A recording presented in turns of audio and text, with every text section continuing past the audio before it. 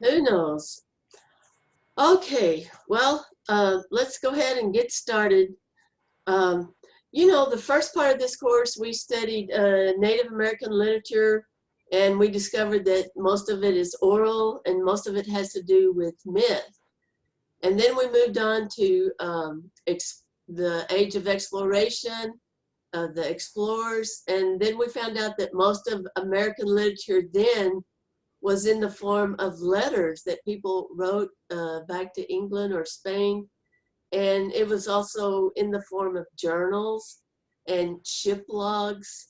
And so that was the type of letter then: letters, ship logs, travel letters.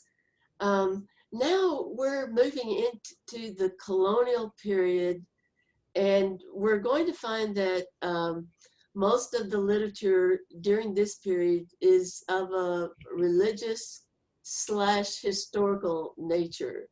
So a lot of it is sermons, a lot of it is religious pamphlets, and once in a while we get a journal, but that journal, as we see today, it's mostly written in religious terms, of how even though they're keeping a history of what happened in the colony, they're all saying how this was part of God's will or God's providence, and they interpret history in terms of what they see as God's will for their life. So it's a very religious writing.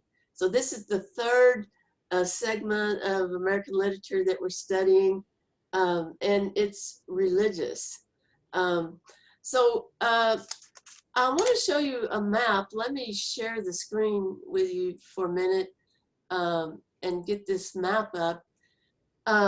This is on the eastern coast of the United States. If you go down lower and lower, then you get down to Florida. And then coming up from Florida, North Carolina, South Carolina, North Carolina. And then you just keep working your way up, and you get up to New York, or in this area called the New England area. And this is what the first two British colonies look like. The first one was Plymouth Colony, which we're going to be talking about today. And the other one was the Massachusetts Bay Colony. So they were kind of rivals, but they were also good friends. Um, they were a different group of people. And when we're studying this, we have to understand that there is a difference between pilgrims and Puritans. The pilgrims were right here in Plymouth Colony. The Puritans were in Massachusetts Bay. Can anybody here tell me the difference between a pilgrim and a Puritan? It's all right if you cannot, because most people just, combine them as one. And most people just see them, as people wearing black clothes and strange hats and having Thanksgiving together. But anyway, let me tell you the difference between pilgrims and Puritans. As you know, they're in the church in England. Henry VIII, he'd been married 7 times, and he wanted to get married again the 8th time, but the church, the Catholic Church, would not let him get married because he was divorced. He'd killed most of his wife, but he divorced his last wife, and so they wouldn't let him get married.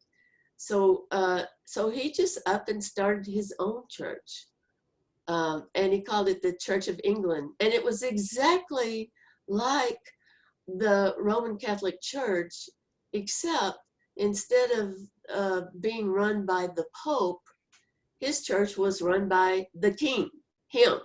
So he was boss of the church, and he could let anybody get married that he wanted to, including himself. So when he separated from the church and started his own church, there were actually some and also he told everyone in the country, you've got to worship in my church, because if you keep worshiping in that old church, we're going to cut you off, or we're going to torture you, we're going to isolate you, and your life is going to be miserable. So you might as well just join the Church of England. Well, most people did, but some people, they kept worshiping secretly the way that they wanted to. And then after life became so hard for them because they were constantly being arrested, for practicing their own religion, then they decided to separate from the Church of England and from England entirely, and take their religion and worship the way they wanted to. So they went to Holland, and they were fine in Holland. They were worshiping the way that they wanted to, but they started realizing that their children were starting to speak Dutch rather than English, and they wanted their children, to keep their own language, and it was hard to do while living in Holland. So that's when they decided to charter, the Mayflower, and they didn't call themselves pilgrims, and even in their whole life, they never referred to themselves as pilgrims. But there was someone in a speech, who's, as they were leaving on the Mayflower, said, you are pilgrims. And even though they didn't call themselves pilgrims, like 100 years later, someone came back and read that speech. And then that's how they came to be called pilgrims. So if you hear the word separatist or pilgrims, they're actually the same, because they separated from the Church of England, and went to Holland, but then got on the Mayflower, and came to Plymouth. Everybody thinks that there was a rock at Plymouth and it says 1620, but actually there was no big rock where they landed. It was like maybe 150, 200 years later, when they were planning a big celebration to celebrate, the 100th or 200th year of the Pilgrims arriving. Then they created this rock, so the rock that everybody sees, that's got 1620 engraved on it, it was actually made, like in the 1800s. Of course, that rock commemorated that event, but there wasn't really a Plymouth Rock until it was created much later as part of a celebration. So then we have the people who stayed in England, and they did join the Church of England, and they were very loyal to the king always. And but they the way that they thought that Henry VIII had kind of purified the religion, they wanted to purify it further. They didn't want to have a lot of things that the Catholic Church had in it. Like, they didn't want religious icons. They didn't want statues. They didn't want statues that became practically gods themselves. But they wanted to purify the religion further, and so they left England, calling themselves the Puritans, because they wanted to purify it. But they still considered themselves, British. They still considered themselves part of England, and felt very loyal to the king. But they were going to establish a colony in America where they could worship the way that they wanted to. That was even stronger than Henry VIII had done it. Now, so that's the difference between the Puritans and the Pilgrims. The Pilgrims completely separated. The Puritans still consider themselves to be subjects of King Henry VIII, but they were taking their religion a little bit further, and with this idea of purifying it just to the basic elements. One thing that they shared in common is that they were both Congregationalist. So as they were kind of each making their kind of split from the official church, they developed a style of meeting that was congregational. In other words, they had no book of worship that they followed. They had no creed that they had to recite. They didn't have to have a lot of education, you know, as most priests would have to have. And so they were just, they didn't look up to a pope. They didn't look up to a king. They considered themselves looking up to Jesus Christ. So in that way, they were both Congregationalists. And anyone could be the preacher of the church. You know, you didn't have to have particular religious training, you know, but just be very devout. So they were both Congregational, but the Pilgrims are different from the Puritans. Now, the Puritans were poor, and they had a very hard time. Like, they came over with 100 people, and within a year they were reduced to 50 because they had died. Most of them had died from starvation. They weren't, they didn't know how to get food. Anyway, they had, and they got sick, and all kinds of things happened to them. So there were about 50 of them. The Massachusetts Bay Puritans, they were rich. In England, they had been wealthy people, and they had great education, and you know, just high training. So that's the difference. Plymouth Colony Pilgrims or poor, not as well educated. Of course, some of them were very well educated. Massachusetts Bay, they were rich. They could afford to get their own boat, and they were very well educated, and they were extremely well dressed, and they had high organization, and they had about 20,000 people. 20,000 people compared to 100, you know, or later 20,000 compared to, eventually Plymouth Colony grew to about 2,000 people. And of course later, you know, they just grew into each other and just became one place, which now we call Boston. But anyway, this is the map and what it looks like. All right, let's go on. Does anybody have any questions so far?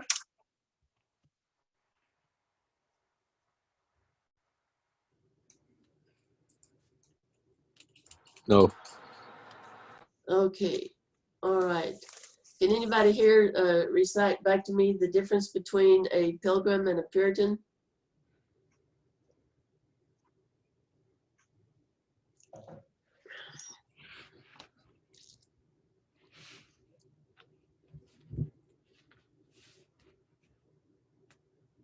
Anybody? Would somebody please give me a quick summary? The difference between a Puritan and a Pilgrim.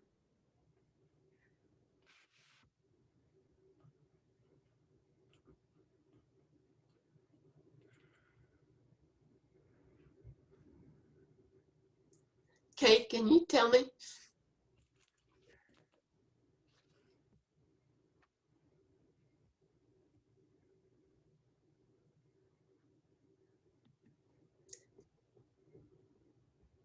Clayton, can you take a shot at it? Wait, Brandon just typed in the chat that Puritans are from a different church, Pilgrims are from the Catholic Church, is what Brandon just typed in the chat. Oh, could you read it again? I can't see that. So if you could just read it to me again. Oh, I see it now. Let me see. Okay, Puritans are from a different church. Pilgrims follow the Catholic Church. Hmm. Uh, not, that was a good guess. Not exactly correct, though. The Puritans remained in the Church of England. The Pilgrims followed the Catholic Church, but then they developed their own brand. The thing is Pilgrims completely separated from the Church of England, but the Puritans did not separate. They were still considered themselves part of the church. So that's the basic difference. Pilgrims separated from the Church of England.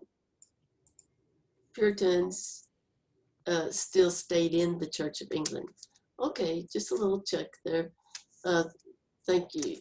Let's see. So Jared, let me write Jared's name down here. Okay. All right. Well, let's move on then and look at the readings for today. Where are we? Okay.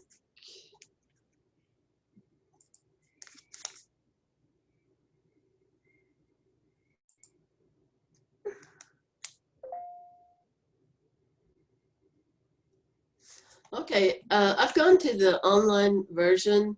Um, so going through some of the stuff that we already read, and okay, Plymouth Plantation. One thing about William Bradford, he was born in 1590 and came over in 1657. And he was one of those people, you know, that left England and went to Holland and completely separated from the church. But then he found a way, you know, that they could get on the Mayflower. And so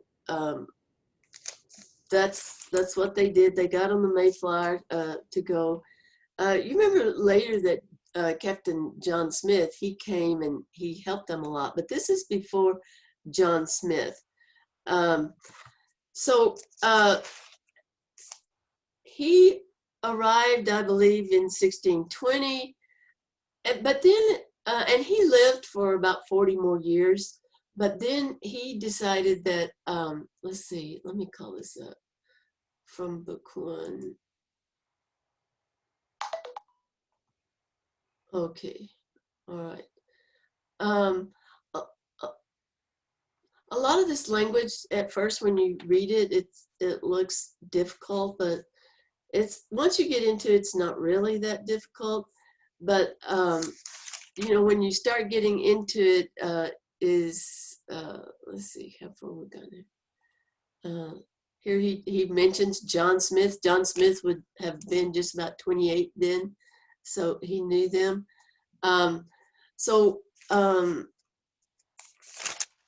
He decided that after he'd been there for 10 years, he decided that he needed to write a history of what had happened, because he knew he was the only one, he was the most capable person to do that.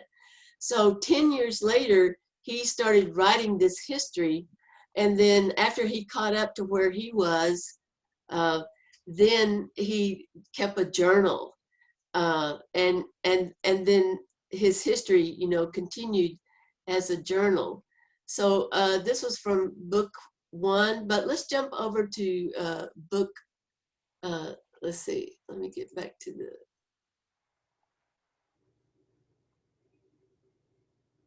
from chapter one. We want to skip now to chapter 9 of the voyage. Okay, let me cross this out. this is where he describes the voyage, and he talked about how terrible it was. It says right here, many were afflicted with seasickness, um, and uh, and then they had a problem, which part of the ship in the middle buckled, the main beam broke. Let's see, where is that? Let me see, after, okay. The master The master and others affirmed they knew the ship to be strong and firm, and as for the buckling of the main beam, there was a great iron screw the passengers brought out of Holland, which would raise the beam into his place. So they had to fix, the main beam, and then let's see. I'm looking at my book and trying to look at this. The lines are not the same, so. But anyway, they committed themselves to the will of God, and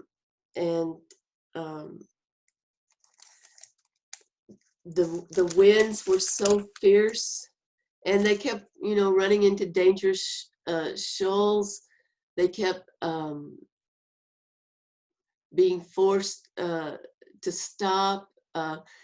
They had storms. But finally, they reached Cape Cod. So on that map I showed you, Cape Cod was kind of sticking out into the ocean there. And it was real hard for them to land because they had dangerous shoals. Let's see. And here it says, and they were so entangled therewith that they conceived themselves in great danger. The wind shrieking upon them. Are you able to see what I'm looking at? No, ma'am. Oh, that's terrible. Okay, let me get back to where you are. I'm sorry.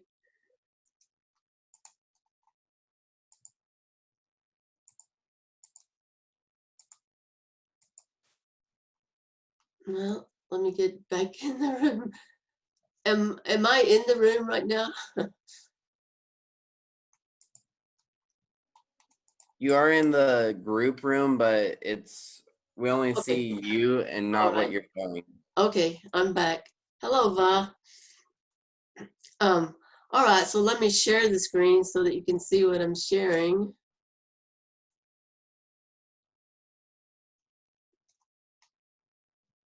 Hmm.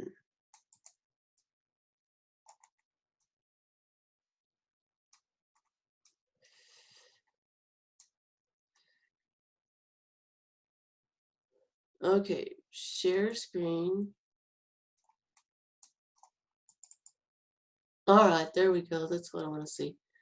I'm sorry. I want you to be able to see what I was pointing at, and I didn't realize that you could not see it till a minute.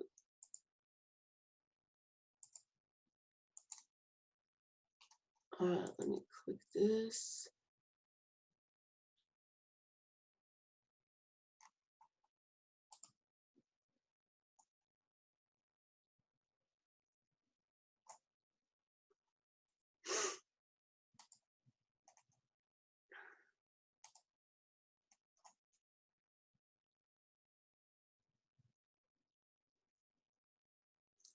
Norton textbook. Hopefully I can get in.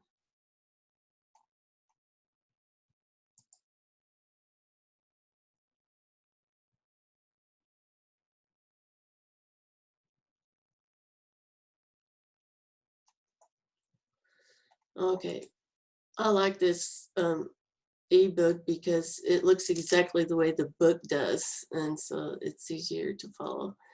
Let's see, table of contents.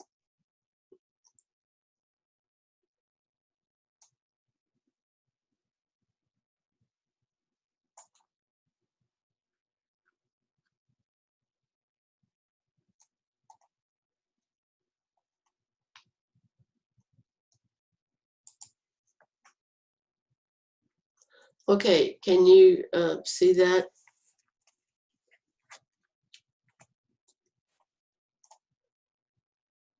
Yes, ma'am. Thank you, Clayton. All right. So anyway, they finally arrived. Let's see. Is this at the beginning? Yeah, this part is what I had just gone over. So let me get down to where I was. Okay. Being thus arrived in good harbor and brought safe to land, they fell upon their knees and blessed the God of heaven, who had brought them over the vast and furious ocean. So you can see how everything's going to be in terms of God delivering them. And then it talks about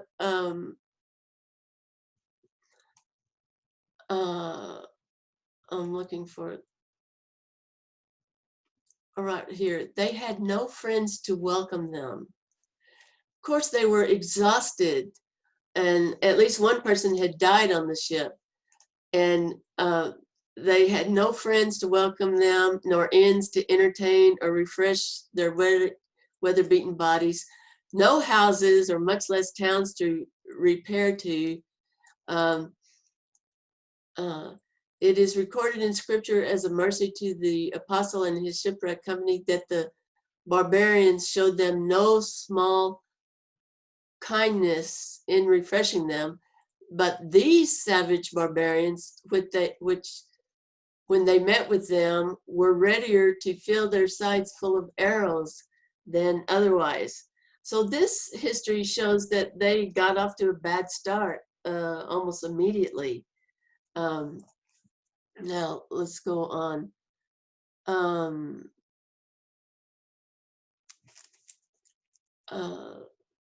It says, and for the season it was winter, and they know that it was sharp and violent.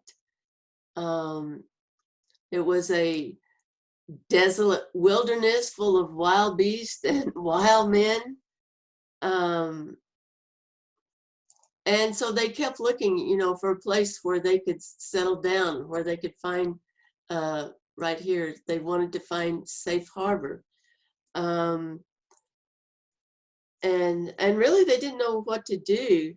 And then down here it says, what could now sustain them but the Spirit of God and his grace? So as you can see, even the historical account is very religious. Now I want to go to chapter 10. So let me go back over here. Chapter 10. Okay. And then let me close that. Okay. So they arrived at Cape Cod. They saw 5 or 6 people with a dog coming towards them who were savages, but they fled from them and ran into the woods. And the English followed them, partly to see if they could speak with them, and partly to discover if there might not be more lying in ambush. And it goes on and says that they followed their track, and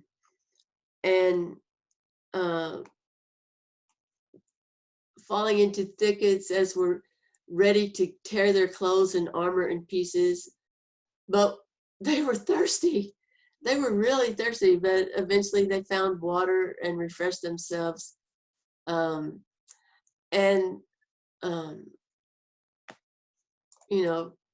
Presently they found a pond of fresh water, and they were looking for, the thicket, the brush was so thick, they could hardly get through it, but they finally found some clear ground where the Indians had formerly set corn and some of their graves. And they, as they were digging it up, they found some Indian baskets filled with corn, and some of it pretty good. At least they could find something to eat. how would you like to eat corn that you've dug in the ground and found? And so they took with them the corn, um, uh, and showed it. They returned to the ship, took the corn, um, showed them the corn, and anyway, they felt good that they had found some food finally. The master of the ship, so you have to remember they're on the ship, but the people who have the ship and the crew, they're totally different from the passengers. They're, but in this case, it said that, you know, the crew,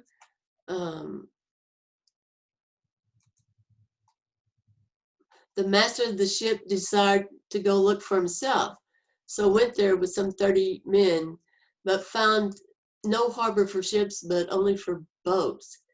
And there was also found too, their houses covered with mats, but all the people who'd been living there had run away.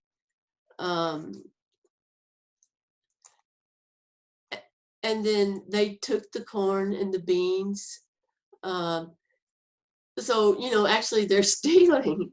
But they say, and here is to be noted a special providence of God and a great mercy to this poor people, that here they got seed to plant them corn the next year, or else they might have starved. For they had none. And then down here, it says, the Lord is never wanting unto his in their greatest need. Let his holy name have all the praise. So if you go on, it talks about, again, the weather was cold. You know, if they went out, it's like they were instantly glazed. You know, they would get light water on them, like here, as if they had been glazed. And here they ran into some natives.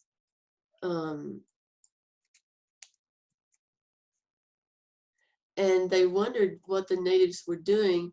And so the natives took them. They also came to a place where they saw the Indians the night before and found that they had been cutting up a great fish, like a grampus, being some 2 inches thick of fat like a hog. And they, you know, had left some of it there.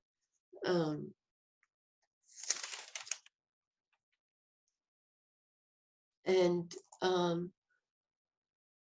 also, they made a barricade.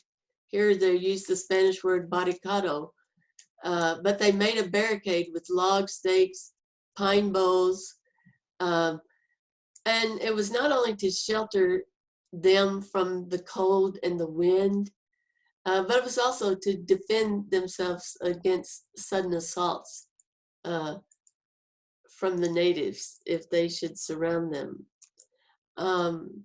And then they tried to rest, but then all of a sudden someone came running, yelling, "Men, Indians, Indians!" And then arrows came flying everywhere, and the men ran, and they got their muskets and took aim and fired. And then the cry of the Indians was dreadful. So this is what they call the first encounter. When everybody talked about this later, this was the first encounter between the Native Americans and the Pilgrims. But somehow they survived that. They got back to their boat, and thus it pleased God to vanquish their enemies and to give them deliverance. And you know, it describes the battle, and it says that everyone ran away, but it said, yet there was a lusty man, a native, no less valiant, stood behind a tree within half a musket shot and let his arrows flying. He wasn't giving up the battle. He was still fighting. And he shot 3 arrows, all of which were avoided. And then he himself was shot by a musket 3 times. You know, the third one, you know, he gave out an extraordinary shriek, and then everybody left. And they followed them for a quarter of a mile and shot once or twice. So then finally they returned, and then it says, thus it pleased God to vanquish their enemies and give them deliverance, and his special providence so to dispose that not one of them was hurt or hit, though their arrows came close by on every side of them. Afterwards, they gave God solemn thanks and praise for their deliverance, and gathered up a bundle of their arrows and sent them to England afterward by the master of the ship, and called that place the First Encounter. Anyway, they left that place and got back on their ship, and after sailing, they departed. The sea became very rough. They were flooded with water. They broke their rudder. But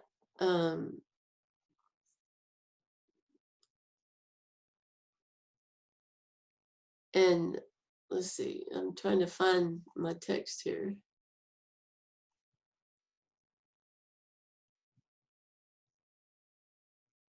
Let's see, sorry.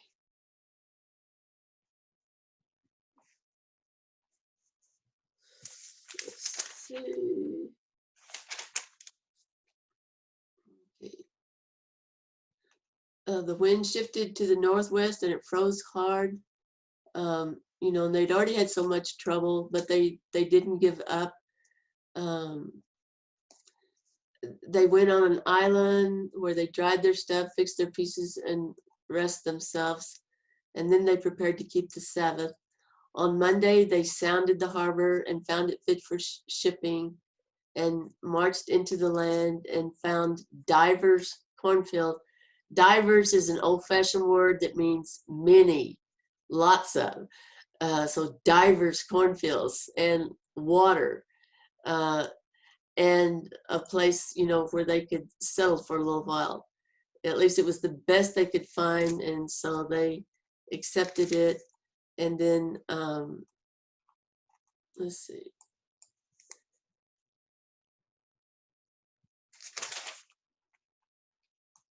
And then it says, on the 25th day, they began to erect the first house for common use to receive them and their goods.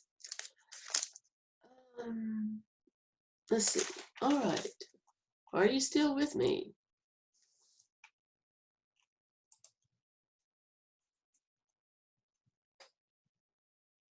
Nobody's with me. All right. I'll just keep going. Yes, ma'am. Okay. All right. Thank you.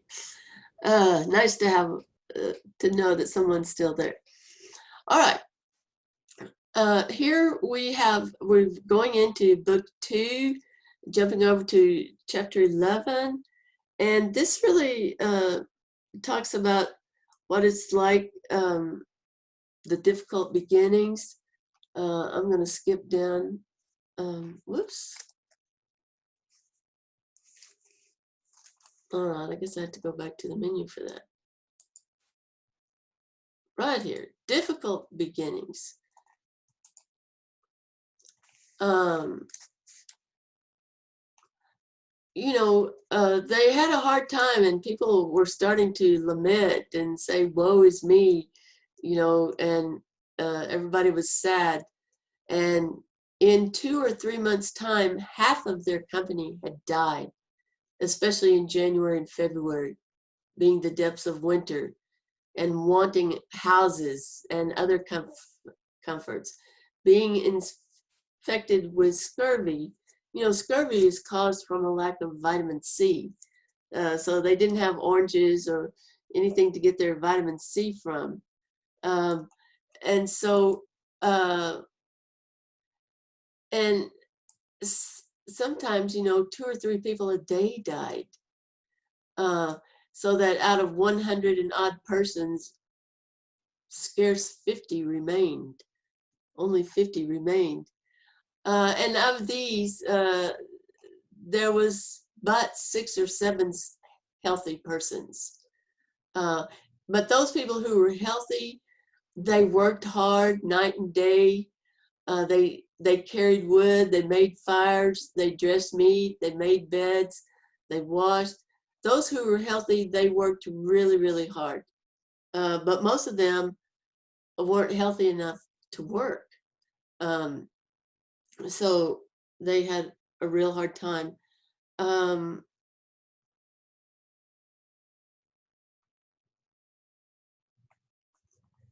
then let's see.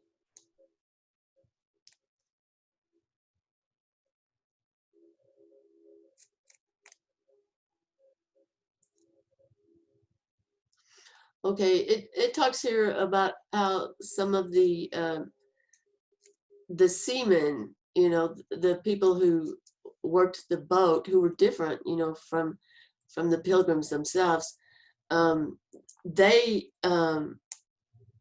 got diseased, and half of them died. So they barely had enough people to even run the boat. But it says, let me see, where does it say the disease began to fall? Let me find, okay.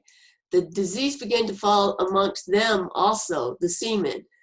So almost half of their company died before they went away, and many of their officers and lustiest men and others.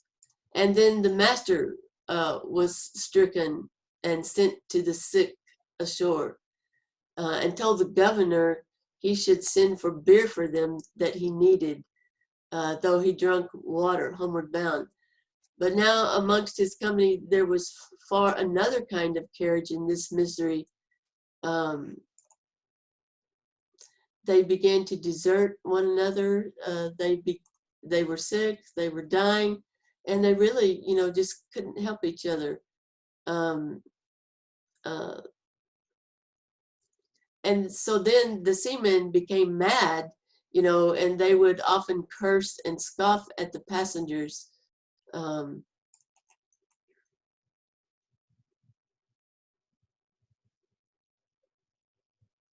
and he talked about how the uh, pilgrims, they show your love like Christians indeed to one another, but we let one another lie and die like dogs. And another one who was sick, he was cursing his wife, saying if it had not been for her, he would never have come on this voyage, because she wanted him to go on the voyage and get some money. So, you know, um, we went and got a little spice and made a mess of meat once or twice, because he died not so soon as he expected. And, you know, it was a very unpleasant situation when you have people who are sick and dying, and then they are cursing and making life hard for the people who are actually trying to help them. Okay.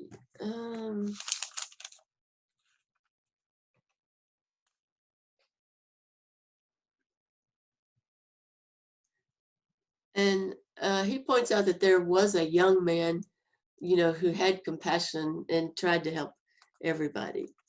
All right, there's just one more section that we want to hit, I think. Dealings with the natives. Oh, yeah, there's a little bit more. Okay, are you ready? Uh, this is pretty interesting, how they finally started making friends with the natives. All this while the Indians came skulking about and sometimes show themselves, but when any approached, they would run away. And once they stole their tools where they'd been at work and were gone to dinner. But about the 16th of March, a certain Indian came boldly amongst them and spoke to them in broken English, which they could well understand, but marveled at it. At length they understood by discourse with him that he was not of these parts, but belonged to the eastern parts, where some English ships came to fish, with whom he was acquainted, and could name sundry of them by their names, amongst whom he had gotten his language. So now, for the first time, they can actually communicate with a native. And he became profitable to them in acquainting them with many things concerning the state of the country. And, told them the names and places and how far they were and who was the chief. And his name was Samoset. So Samoset was a good friend to the Pilgrims. And then another Native American named Squanto, also a native, he had actually been in England and he could speak better English than Samoset. So, that was really good that they could actually have communication, because if you can't communicate, all kinds of misunderstandings can take place. And so then they made a covenant, which is a promise. Covenant is a promise. And so this is kind of like a peace treaty. They agreed that neither he nor any of his should injure or do hurt to any of their people. That if any of his part did hurt any others, he should send the offender that they might punish him. That if anything were taken away, he should cause it to be restored. If they had an unjust war, they would aid him. If any did war against them, he should aid them. He should send to his neighbor confederates to certify them. In other words, he could help spread the word that the Pilgrims, they didn't really want to fight. They didn't really want to have a war. They really wanted to live in peace with each other. Then Samoset went back to Soams, which was 40 miles away, but Squanto stayed with the Pilgrims and he was their interpreter. And here's our religious interpretation: was a special instrument sent from God. He showed them how to plant the corn, where to fish, and he also, since he knew all the rivers, he was their pilot and could take them to places. And he stayed with them till he died. He was a native. And, he helped them a lot. And what would have happened, if they didn't have someone who could communicate with them?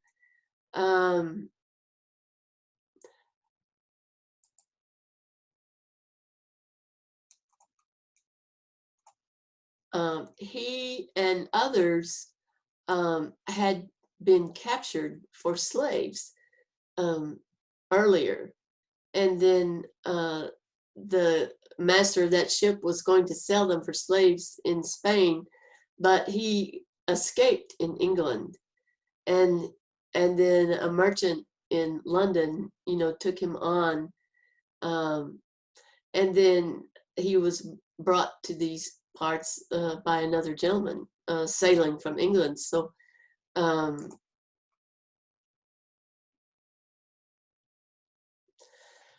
so let me see, where am I now? Okay.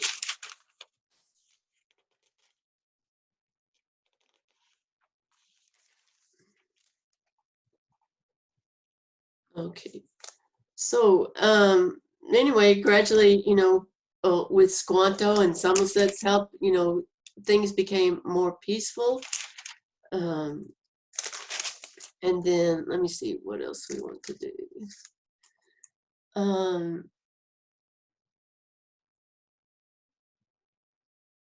Okay, well, at the end it just talks about a French ship.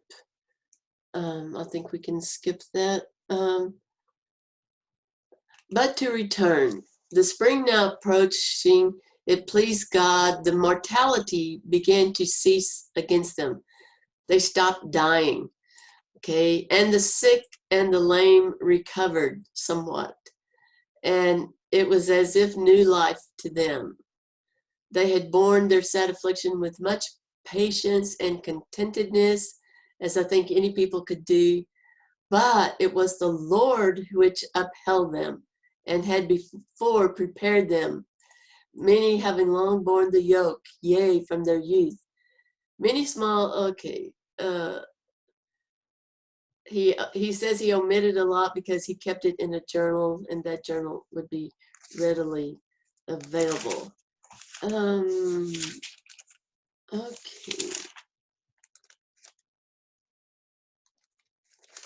And then later he goes on to talk about some incidents with Massachusetts Bay Colony, and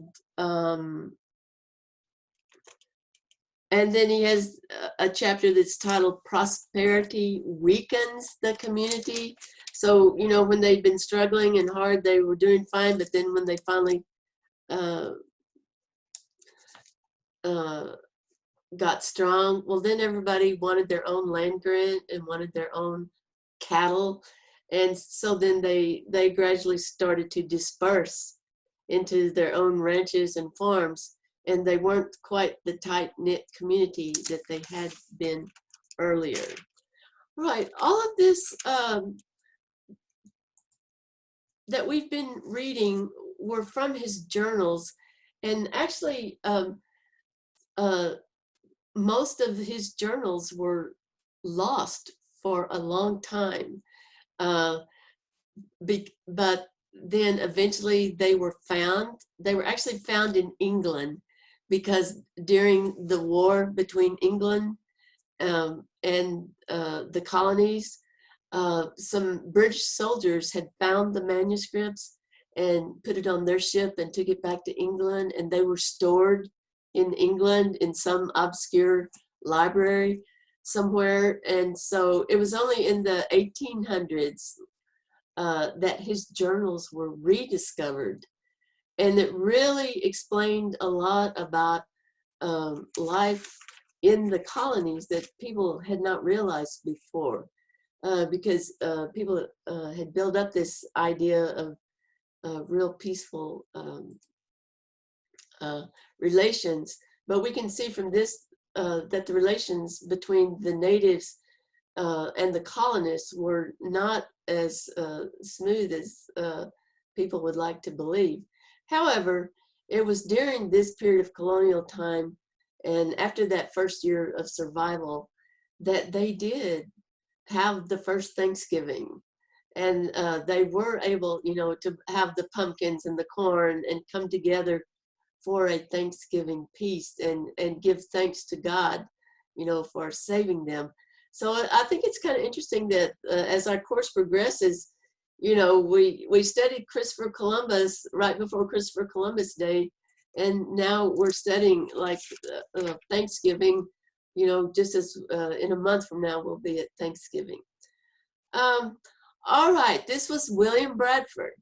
William Bradford, the governor of, what was the name of the colony?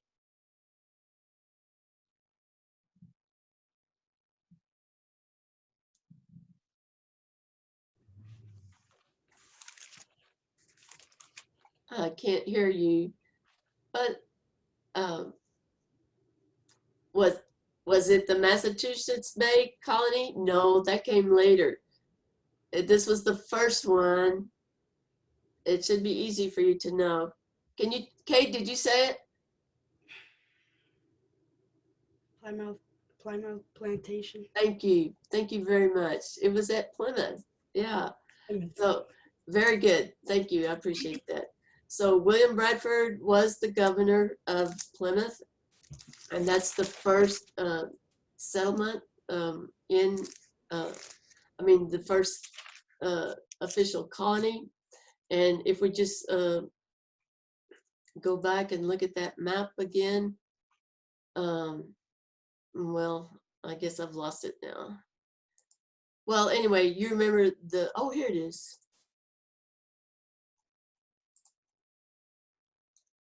Oh yeah, I forgot to share my screen with you again.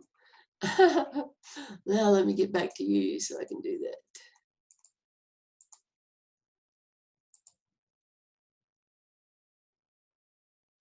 Okay, so share screen, and here's yeah, okay. Plymouth Colony, we've just been talking about the hard times at Plymouth Colony. And next week we'll talk about Massachusetts Bay Colony. Any questions? Any comments? No, ma'am. All right, that's all I have for you today. I'll talk to you later. Bye-bye.